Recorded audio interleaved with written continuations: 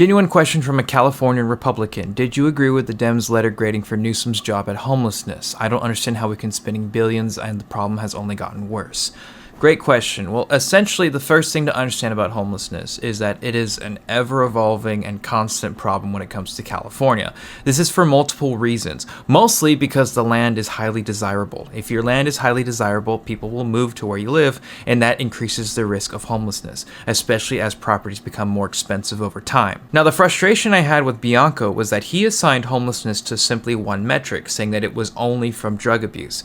It's never that simple. Any candidate who says that homelessness can be fixed through one specific metric or means is not telling the whole story. Homelessness is a very complicated and circumstantial issue, with lots of different people having different stories and reasons as to why they don't have permanent housing. Now, as for Newsom, he's received some praise for things such as Project Room Key, which later transitioned more permanently into Project Home Key in 2020. And that was basically repurposing hotels to make temporary housing for people over the age of 65 dealing with medical conditions.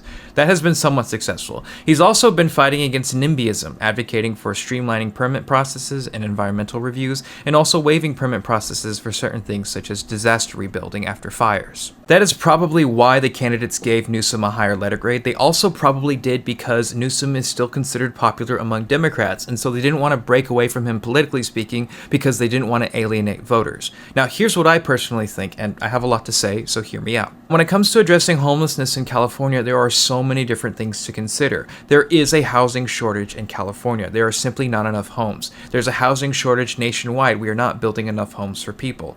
There's also the fact that when it comes to building, it's a bit more difficult than in other areas because you're dealing with issues such as verticality, wildfire danger, mudslide danger, as well as earthquakes. In contrast to this, I grew up in Houston, which is notorious for having no zoning, and this creates two different issues. One is that you have urban sprawl. You have concrete everywhere, which can increase the temperature of the city by up to 20 degrees Fahrenheit.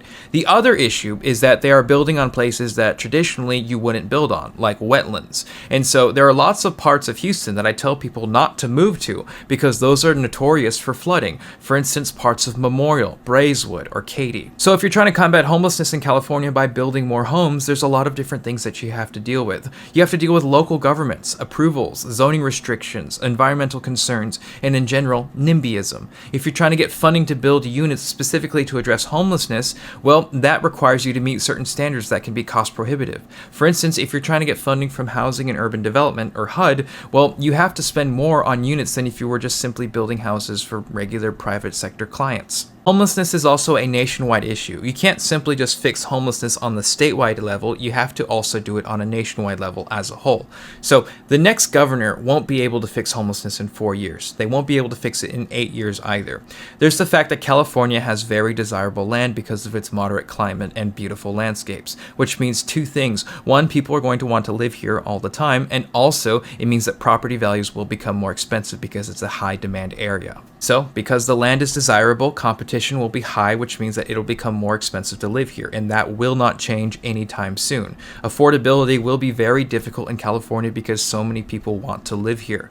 At the same time, if someone loses their housing, they would prefer to stay in California because of its mild climate, as opposed to living in a state that's a lot colder, where it's much more difficult to survive if you don't have housing. So if you're a state trying to address homelessness and you need more than just state funding, you would typically get federal funding for homelessness through HUD. However, HUD, until late last year, mainly prioritized fighting homelessness through housing first policies, which are a method to fight homelessness, but it is much more complicated than that. There isn't a single method that effectively fights homelessness. What works in one city, for instance, like Houston, doesn't necessarily work for another city, like Los Angeles. The federal government is also known to be quite risk averse when it comes to homelessness, largely because, well, if things look bad optics-wise, people start losing elections.